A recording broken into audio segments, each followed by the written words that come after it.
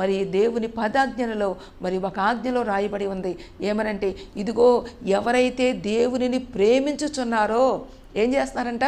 ప్రేమించాలి. నీవు కనుక దేవుని ప్రేమిస్తే, నేను కనుక దేవుని ప్రేమిస్తే, దేవుడు చెప్తున్న ఆశీర్వాదం ఏంటంటే 1000 తరముల వరకు వారి పట్ల నేను కరుణించువాడనై ఉన్నాను.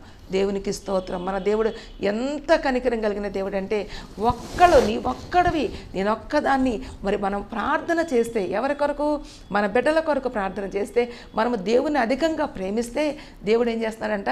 1000 తరాల వరకు. మన ఆశీర్వాదం ఏదంటే 1000 తరాల వరకు స్థిరముగా ఉండే ఆశీర్వాదం. ఎందుకంటే శాశ్వతమైన ప్రేమతో నేను నిన్ను ప్రేమించుచున్నాను, విడువక నీ ఎడల కృప చూపుచున్నానని చెప్పిన దేవుడు సజీవుడైన దేవుడు కనుక మనము కనుక మన బిడ్డల కొరకు ప్రార్థించినట్లయితే, మన బిడ్డల కొరకు కూడా ఏమని ప్రార్థన చేయాలి? అయ్యా ఉద్యోగం ఇవ్వయ్యా, వ్యాపారం ఇవ్వయ్యా, పెళ్లి చేయయ్యా, ఇది కాదు మనం ప్రార్థన చేయాల్సింది. ప్రభువా, నా బిడ్డలు నీ సన్నిధిలో నిలిచి ఉండాలయ్యా, నా బిడ్డలు నీ ఆజ్ఞలకు లోపడాలయ్యా, నా బిడ్డలు నీ యందు భయభక్తులు కలిగిన వారిగా ఉండాలయ్యా, నా బిడ్డలు ఆత్మలో వర్ధిల్లే వారిగా ఉండాలి. ప్రభువా తండ్రి, నీ హస్తాలకు నా బిడ్డలను నేను అప్పగిస్తున్నాను ప్రభువా అని మీరు ప్రార్థన చేసినప్పుడు, మనం ప్రార్థన చేసినప్పుడు, మన ప్రార్థన ఆలకించిన దేవుడు నిశ్చయముగా వారిని విస్తరింపచేస్తాడు, నిశ్చయముగా వారిని అత్యధికముగా దీవిస్తాడు.